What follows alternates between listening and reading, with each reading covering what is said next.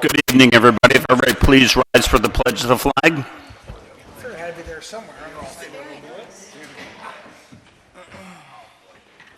I pledge allegiance to the flag of the United States of America and to the republic for which it stands, one nation, under God, indivisible, with liberty and justice for all.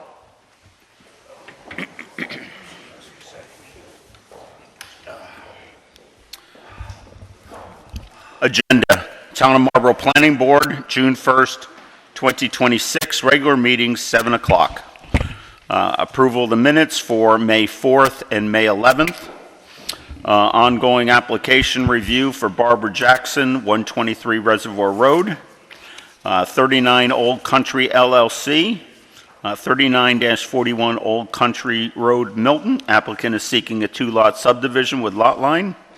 And 40 Western Avenue, applicant is seeking to add a business on the lower level. The next deadline will be Friday, June 5th. Next scheduled meeting will be Monday, June 15th. I'd like to entertain a motion to approve the minutes for May 4th and May 11th. I'll make that motion. I second. I was absent to one meeting. Bobby I second. and Fred. Any discussion? All in favor? Aye. Opposed? Motion carried. I have a letter I need to read. It's to Mr. Scott Corcoran, Town Supervisor. Dear Scott, due to an upcoming serious medical procedure, it is with regret that I submit my resignation from the Town of Marlborough Planning Board effective June 2nd, 2026. It has been a pleasure to serve the Town of Marlborough in this capacity. Respectfully yours, Bobby Tronsolito. Bobby, you have the floor. You know, when I put in for this position, I had to laugh. I never knew there was a stipend involved. I get a call from the supervisor's office saying, "Hey, Bobby, you got to fill out paperwork." And I said, "For what?" You know, and then she told me what it was for. I laughed like hell. I had no idea. And then I have to thank Scott and, of course, Al for the first appointment. But it's been interesting. You learn a lot. I always would give Tommy a call when I didn't understand one of the laws of the land, and there is a ton of laws of the land. And that's basically what this job is following the laws of the land. And sometimes it gets a little testy. Sometimes I don't agree with the laws of the land, but that's just me. That's about all I got to say, and I hope the rest of the planning board, things go well, and certain projects that come up, I'll probably be sitting in the audience representing the fire district just to make sure everybody's on their toes. I don't know what else to say.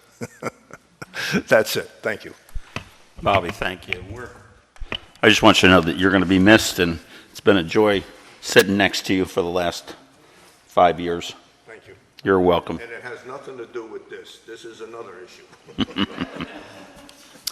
So with that, I also need to, we need to make a motion to amend the application due to Ms. Lanzetta is going to have to recuse herself for Barbara Jackson. So we're going to move Barbara Jackson to the end of the meeting. So can I have a motion to make that adjustment? I'll make that motion. Joe? I'll second. Second it. Nick? Any further discussion? All in favor? Aye. Opposed? Motion carried. Okay. 39 Old Country LLC, you're up.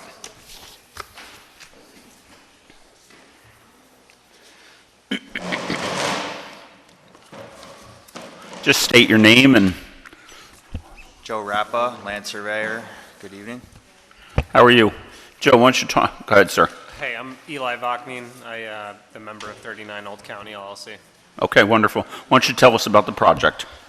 So we were here, I don't know if it was last month or the month before, but, you know, it's a property right up the street here, 39-41 Old County Road. Kind of a weird situation. There's an existing house near the road, and then there's a an unfinished house towards the back of the property that's been there for many decades. Never had a CO, never, building permit was revoked in the past and such, and so at this time, we're trying to figure out a way to make this two viable lots here. And so we came up with a minor subdivision plan that's basically a flag lot. And this was at the instruction of a workshop that I did not personally attend. And this revision basically reflects as much as we could do at this time without getting into engineering, because we have three nonconformities with the lot that need to be addressed, I think, before moving forward. So that's kind of where we're at. We have a side yard on lot 1, and then the lot width for both lots are non-conforming.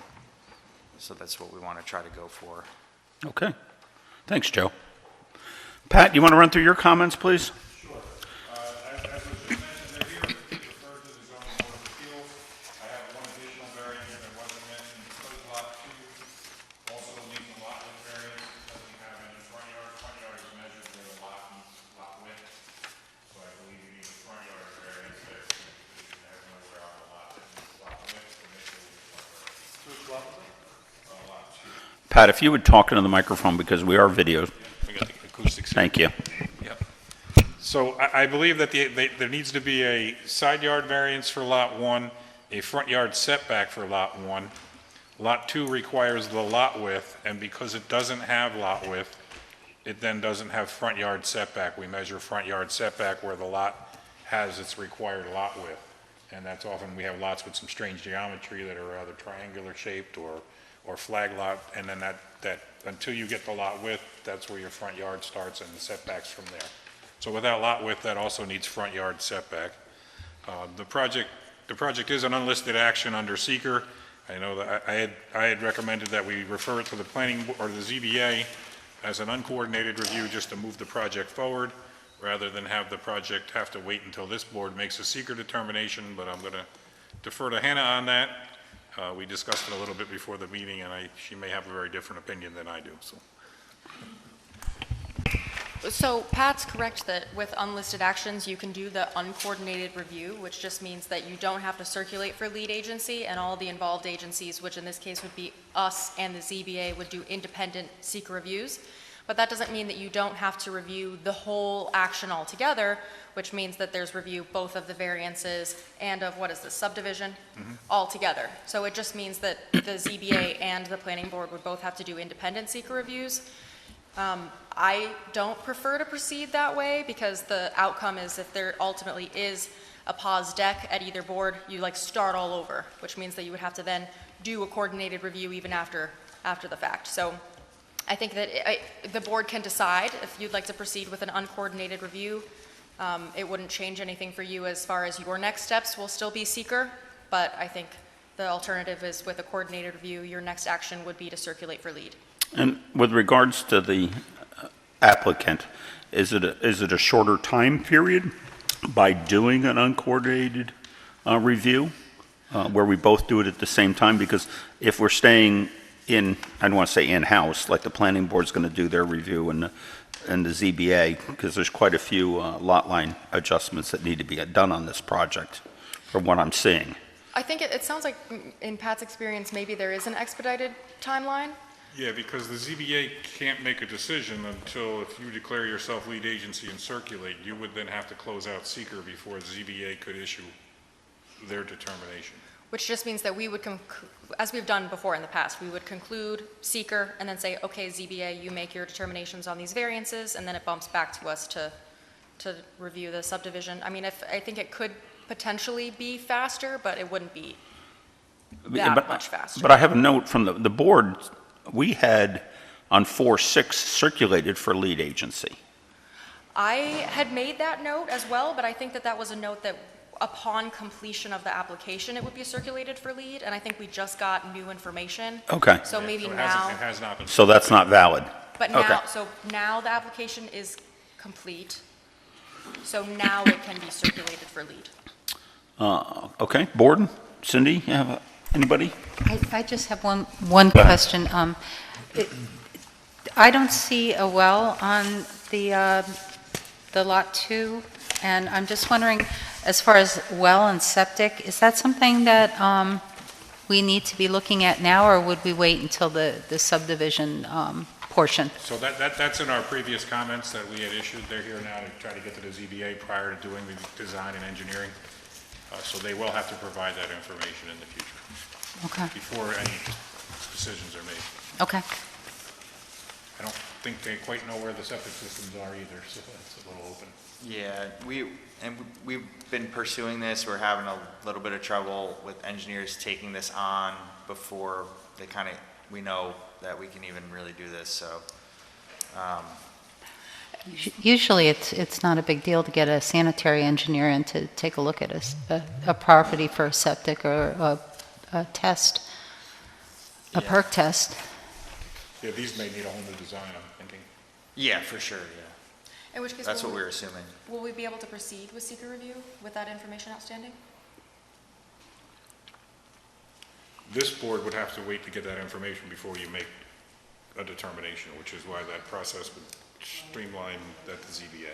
Well, I think the issue of segmenting the action would be the same regardless. The ZBA should be, even if they're doing their own separate distinct review, they should be reviewing the entire action.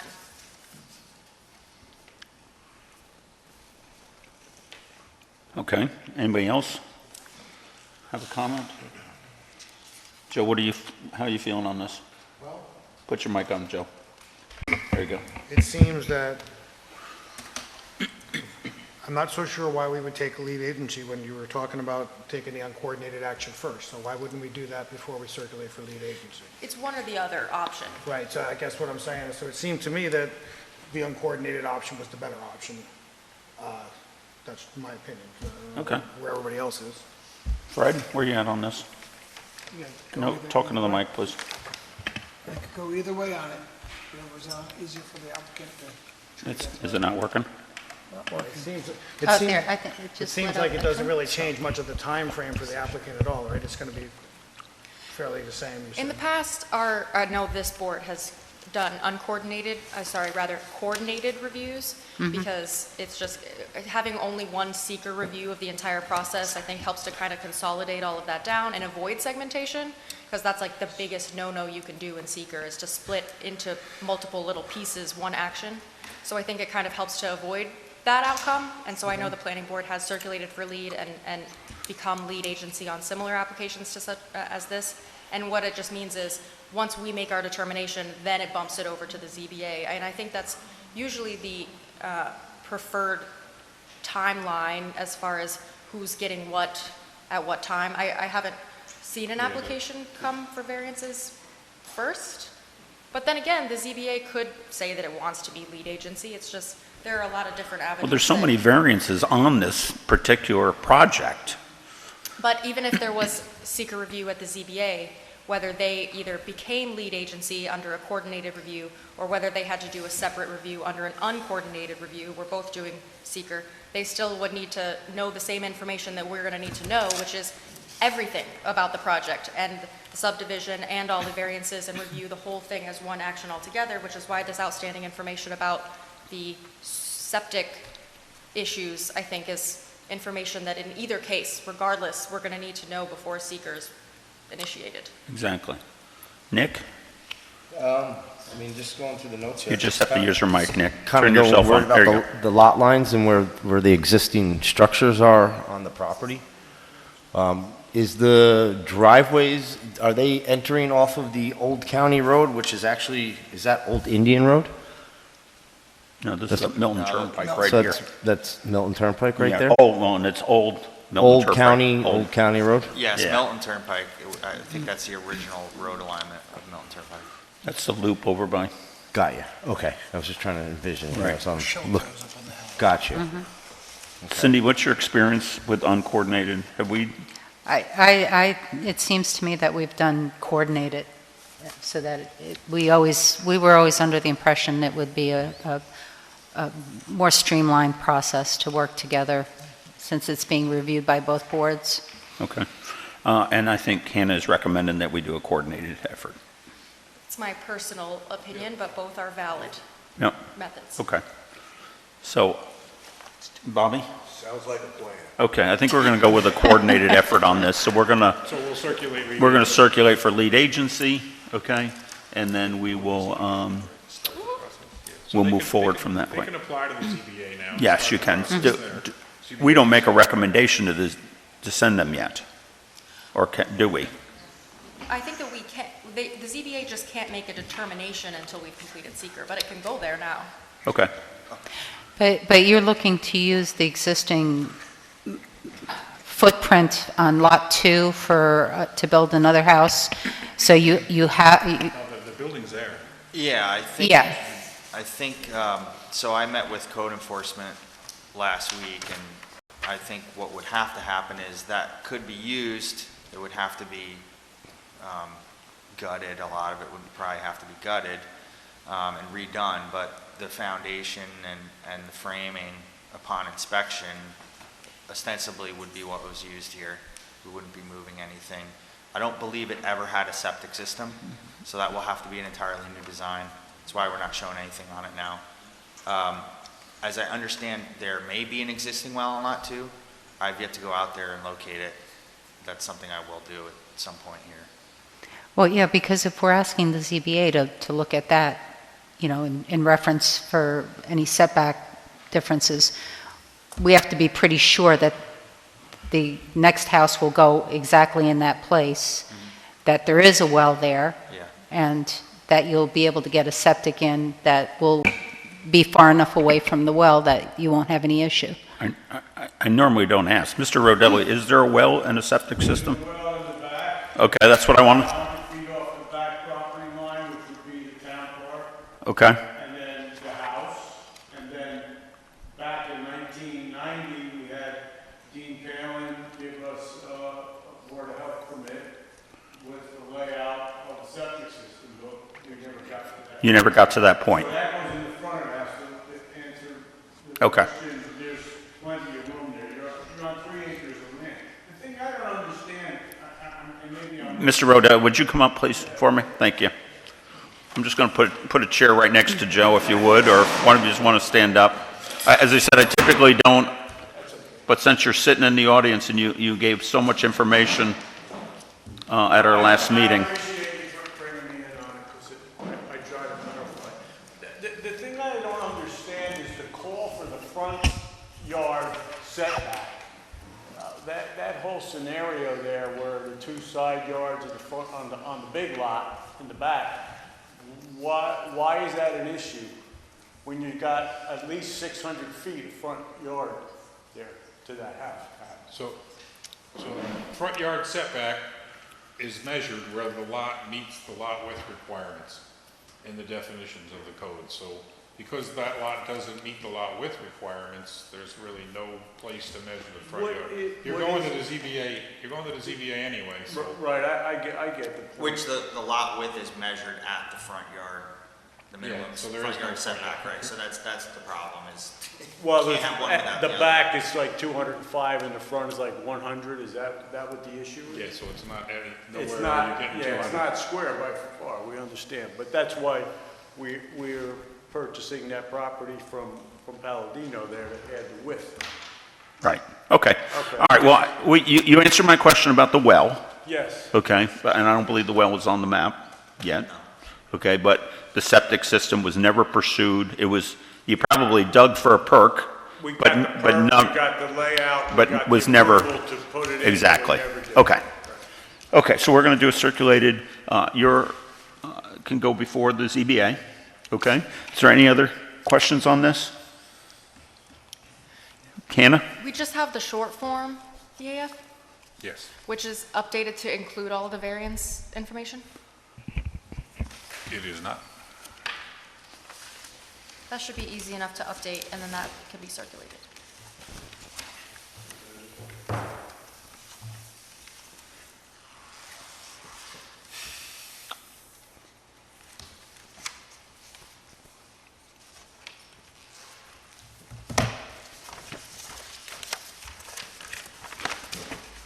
Okay? We're good? We're all good? I think you already voted to circulate for lead, so I think. We're gonna, yeah, Good well, on that. I'll make a motion, somebody make a motion for lead agency to circulate. I'll make that motion. Cindy, Second. seconded by Fred. All in favor? Aye. Opposed? Motion carried. And we'll do the circulation when we get the updated EAF, identifying the variance. Thank you. Thank you. Thank you, sir. Thank you. Thanks, Mr. Rodelli. Thank you. Nice seeing you guys. Good luck, Bobby. Take care. Thank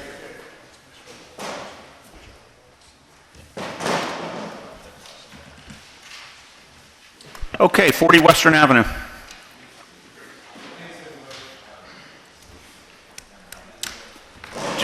Just state your name, please, and who you're with. Sure, Ken Lytle, representing 40 Western Avenue LLC. Okay? Just So- tell us about the project. So we're before the board. Last time we were here, we needed to get a county circulation, which we've done. We've heard back, and I believe it's a local determination, I believe is how it came back. At that point there, Pat had some comments for us about relaying out the parking, adding some extra spaces along the actual road of Western Avenue that is available for us. We did that. We added the striping details, the handicap parking sign, and I believe we addressed all his comments at this point. Okay. Pat, you want to go through your comments, please? Sure. Just distracted here for a second. That's me. Do you have to leave? No, Okay. I'm not driving 16 miles to a fire.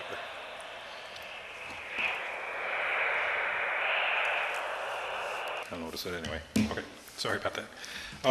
The project before the board for site plan, as Tommy Corcoran's memo noted, that the site never had approval, so we're reviewing the whole site, and we have the site plan to do that.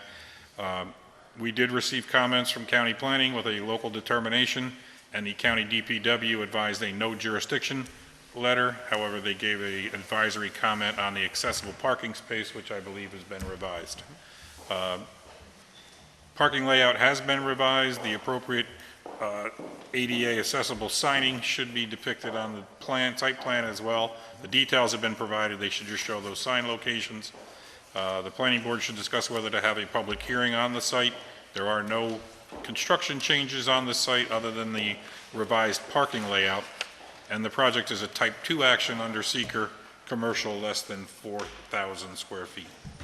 Okay. Hannah, do you have anything on this? I did not. I also had this down for setting the public hearing, and I don't believe there's a provision in the code to waive the public hearing for site plans, which is kind of abnormal for towns, but I think in this municipality, there's not an option to waive the site plan. Okay. All right, so we need to set a public hearing then on this. I think our next available date will be July 6th. Okay?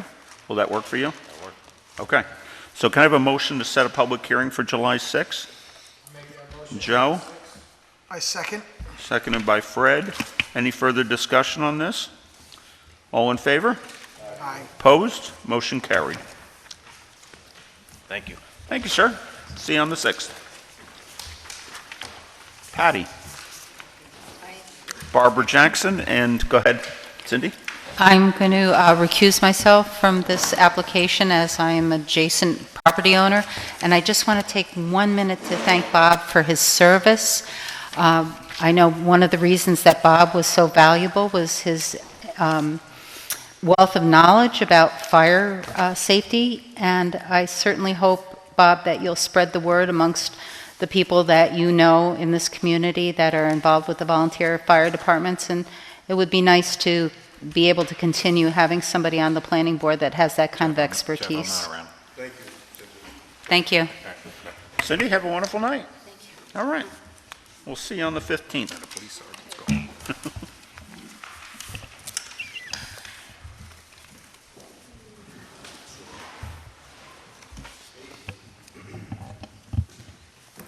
I'll take one that works. There you go.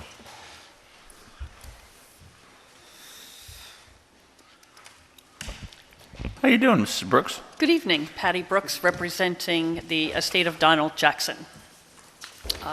We have a two-lot subdivision of 13.01 acres located on the southerly side of Reservoir Road. It is in the Ridge Protection area, and we did conduct a site visit with the planning board, and I believe Pat has some comments. Pat?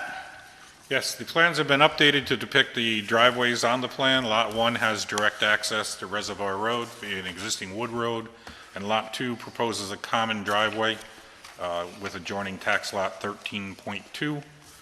Common driveway access and maintenance agreement will be required. The project's before the board tonight for review and acceptance of the building site location based on the project being located in the town's steep preservation or steep slope protection regulations, chapter 155, 41.1. It is located in the ridgeline area as defined above 750 feet elevation. As was mentioned, some of the planning board members, the applicant, Ms. Brooks, myself, field reviewed the site on May 14th to take a look at the potential impacts to the view. Review of the site identified the house locations will not be visible, and I have in quotes from the code, as viewed from the east in a westerly direction. We walked the entire site. We looked at each of the house locations that were identified by Ms. Brooks. There is intervening topography and significant vegetation based on the intervening topography to shield the project from view from the east looking west. A single-family residential structure is located immediately east of the proposed house on Lot 1, and then intervening topography which rises from west to east in the vicinity of proposed house Lot 2. It slopes up from Lot 2 in an easterly direction from the west. Slopes in the area of the houses are relatively flat and less than 15%, which is also in the code. The existing access points will be utilized for each lot. There are other code issues in the Ridge Preservation Code that should be addressed by notes on the map, in that structures are not permitted to contain bright or fluorescent colors or highly reflective metal or similar materials. Structures shall be of a natural color to blend in with the ridgeline. Such colors as browns, black, gray, beige, and green are preferred, the code says, and that should be added as a note. Also, site lighting is restricted, that excessively bright LED lighting shall not be used, and only fully shielded natural light fixtures must be used, and we're suggesting that all lighting should be dark sky compliant on the site to comply with that section of the code. The fifth comment is that based on the field review, the project complies with section 155-41 F5, that the development should be sited behind or below natural barriers such as trees, ridge lines, or other topographic features. And during the site review, it was the concurrence of the planning board members there that such visual barriers as trees, ridge lines, and the existing topography being flat in that area as it heads in an easterly direction before dropping down adequately screens the development. And then just the height and location of the development shall not alter views of the natural ridge line, which based on the field review, it will not. We have some previous comments that I believe Ms. Brooks was waiting to address until getting the answer on the ridgeline preservation code. Okay, thank you, Pat.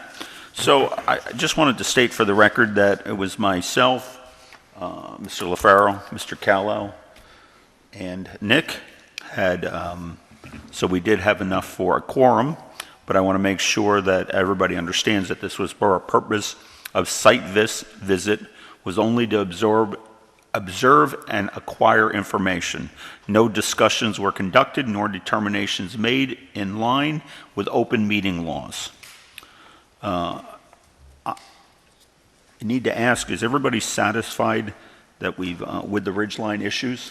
I think once we visited, it has no effect on the ridgeline, and actually off of the road where the proposed homes are, you would have no idea that they were there. So after visiting the site, it makes a lot more sense up there. So Fred? Yeah, I enjoyed the tour of the site, and thanks for setting it up. I always find that it's much better to actually get out and see the site than just looking on a map. So thanks for setting it up, Patty, and it was a good day to see the site. And I don't think it's any conflict whatsoever with the ridgeline up there. So, Mr. LaFaro? I agree with them. I mean, the site's beautiful. There's no reason we should restrict for anything. Everything's fine. Good. So I concur with that, those findings, and I'm going to direct the applicant to submit a detailed plan with a full EAF for our board's review as we move forward. Okay. Any questions? No. At this point, again, they were holding off hiring an engineer for the septic design until that issue was resolved. So as soon as we're able to secure Board of Health approval, I will talk to Jen about getting back on an agenda, but we're certainly not ready to schedule a public hearing yet. Okay. Hannah, do we need to make a formal motion on that? To request the long form, or No, probably it Yeah. would be, No, I prepared the long form today. That was requested back Right. in February. okay. no, Well, just to say that we were as to the satisfied as to ridgeline. the ridgeline issue. Yeah, I think because, and as you made clear, Mr. Chairman, no deliberations and discussions were had at the field, the site visit itself. I think it would be helpful, based on what you've just described of your visit, to have a vote to say that you agree with Pat's analysis, that this is in line and compliant with that section of the ridgeline Good. provision. So exactly the way Hannah said it, can I have a motion? I'll make a motion. All right, and seconded Second. by Fred. Any further discussion? All in favor? Aye. Opposed? Motion carried. Thank you. And this project was circulated for lead agency back on February 5th. Okay. Yeah, it was circulated with the long form, and then I think we had a discussion, and Hannah suggested that it might need to be circulated again with the long form. Was that correct, Hannah? I just want to be clear, or if there were no comments, does it not have to be circulated again, and I just submit the long form? Did we, I'm sorry, you mean that it was circulated with the short With the form? short form that was Yes, initially submitted. because originally, the long form was not originally requested. That was after the fact because of potential concerns of it being in the ridgeline Right. protection. But of course, since that time, we've determined that the ridgeline protection is not being affected in any way, so. And how many, is this, what is this? It's just a two-lot subdivision. So that was the only reason why we had requested the long form? Yes. So the board could, I mean, if you would like, board, you could say, based on these findings, the short form EAF is sufficient. I think that's reasonable. I'm fine with the short form. Anybody have any different opinion on this? Okay. So we have a motion to do a short form EAF? Bobby made the motion, second. Nick? Any further discussion? All in favor? Aye. Opposed? Motion carried. Okay, so, and I guess we'll be able to do the seeker determination. When I come back with the Board of Health approval, at that point in time, hopefully we'll be able to make a seeker determination and schedule the public hearing, since we have to do seeker before the public hearing. Right, whenever you will be on the next meeting, I think we can be prepared to have the part 2 prepared. Great. So let someone know. Yeah, oh, absolutely. I'll make sure Whenever everybody's aware. I'd like to be on, and then we'll be prepared with the part 2 at that time. Wonderful. That's appreciated. Thank you. Okay? Okay, have a good rest of the evening. Well, thank you very much. So again, Bobby, we're going to miss you. All right? Sure you will. Will you make that motion to adjourn? I will make that motion to And can I have a second? Second. All in favor? Opposed? Motion carried. You should ask them. I would be happy to be there.